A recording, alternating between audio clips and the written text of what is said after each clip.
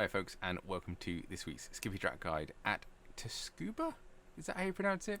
Anyway, I hate this track. I really despise this track. It is awful. Hairpins are by far my worst corners, and there's 3 of them on this track, which is splendid. I like the last corner, that is very fun, but otherwise I am struggling around here. So, my time at this moment is, we did a few laps, we did a fair few laps. As you can see, I've done 81 laps around here to try and get to like it. We've done a 2-minute 1:28. That's the best I can do. I'm always sort of in the low 2s when I do get a decent lap in, so 2:3 or 2:4. When I fall off the track, obviously it's a little higher. But that is the best I can do, unfortunately. I really can't get a hand of it. I think the main thing is basically I've got a bad habit of keeping on throttle, and that's not helping me when I'm just trying to slow down the car into a hairpin. Most of the corners it helps balance the car, but through hairpins it's not helping me at all. So that is my racing driver's excuse, and we are sticking to it. Anywho, this is the track temperature, so it's 86 Fahrenheit, which I can't change. I think it's around 30 degrees. Caps tells me it's 30 degrees. So a little bit warm. I believe that's going to be nearer the track temperature that we're actually racing, because at the moment of this recording, the first race is going on. So yeah, without further ado, as I say, the chase cam and cockpit cam full speed are to follow after everything, and the setup is in the description. Right, enough waffling, let's get on with it. Right then, so here we are crossing the start-finish line. Not a big run up to turn 1, but obviously be very careful in lap 1. Just after the start, there's not really a braking zone for this corner, it's really just a feeling. This service road on the left hand side is when I begin to turn into the middle of the track, and then just as I can come over the crest and see the curb, that's when I'm getting on the brakes. Turn 1, lap 1 is going to be carnage around here, and probably the first few laps, so take it nice and cautious on cold tyres. You want to keep a nice tight line down into first gear for this. That's the only thing I like about this track. It's actual corner I can use my first gear on. Come back for a late apex. Don't touch the curb because it seems to unsettle the rear of the car, and get on full throttle as soon as we can. Don't run too far wide. We don't have a lot of curb on exit. This track is all about corner exits. Getting out the hairpins as quickly as possible is absolutely critical. Turns 2 and 3 are completely flat out. Don't worry about them. They only become a little bit awkward if you are going to go too wide. Particularly coming out the hairpin of turn 1, you can get another car beside you. All we're doing on turn 3 just here is setting up turn 4. So just as the curb ends / goes straight, that's when I'm getting on the brakes again. Hence why it can be quite awkward if you're going too wide.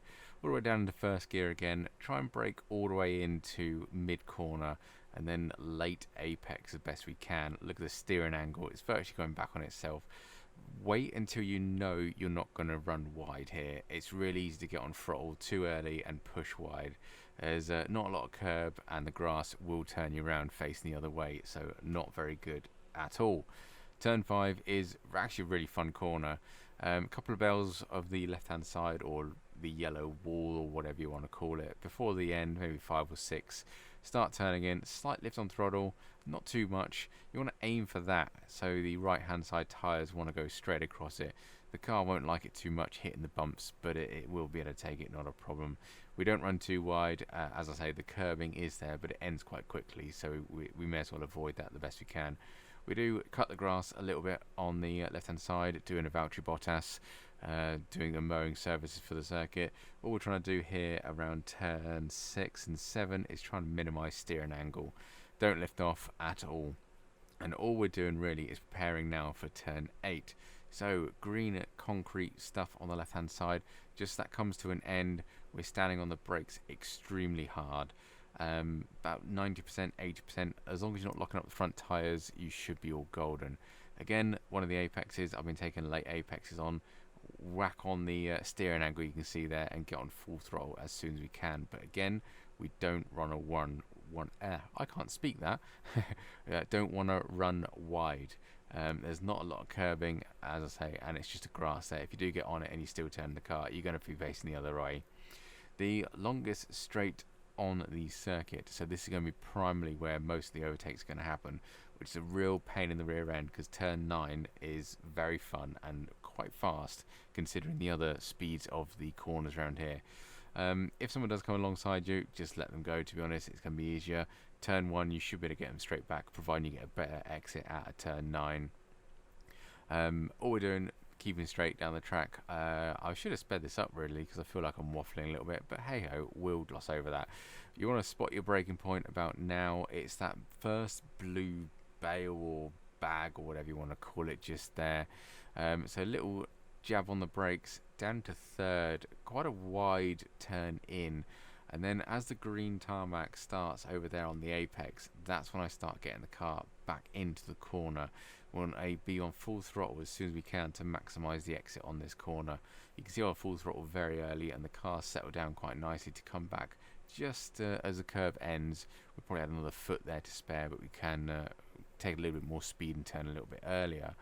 The exit here is uncommon on the rest of the circuit. It's huge. You can use all of this green tarmac area or concrete area to get across the line. Speaking of across the line, it's quite short, so there we are, a 1:02.128. As I say, absolutely despise this track. Can't wait till it's over, to be honest.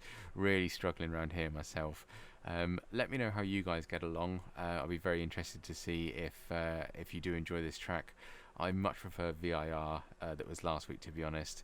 And a little bit of announcement, next week is the Nordschleifer, so we'll be starting our new track guides in our new car, so stay tuned for that. Otherwise guys, the chase cam and cockpit cam are to follow.